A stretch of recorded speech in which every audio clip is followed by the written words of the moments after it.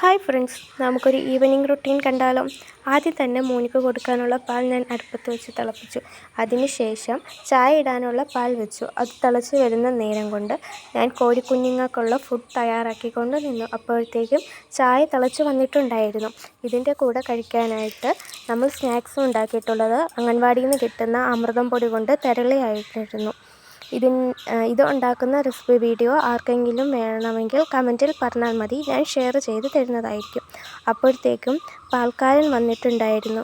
അവർ പാൽ കൊണ്ടുവച്ചിട്ട് പോയി. പിന്നെ അതെടുക്കാൻ വേണ്ടി ഞാൻ പോയിട്ടുണ്ടായിരുന്നു. ഇവിടെ വൈകിട്ട് തോറുമാണ് പാൽ കൊണ്ടുവരുന്നത്. ഇന്ന് കൊണ്ടുവരുന്ന പാൽ നാളെ രാവിലെയും വൈകിട്ടും എടുക്കും. പിന്നെ അന്നത്തെ പാൽ പിറ്റേ ദിവസം, അങ്ങനെയാണ് പാൽ എടുക്കുന്നത്. അത് ഫ്രിഡ്ജിൽ കൊണ്ടുവച്ചതിന് ശേഷം ഞാൻ കോഴികൾക്കുള്ള ഫുഡും കൊണ്ടുവന്നു കോഴിക്കുഞ്ഞുങ്ങൾക്ക് കൊടുക്കാൻ. അപ്പോഴത്തേക്കും വാപ്പ വെളിയിൽ പോയിട്ട് വന്നിട്ടുണ്ടായിരുന്നു. കുറച്ച് ചായക്കടികളും കൊണ്ടുവന്നിട്ടുണ്ടായിരുന്നു.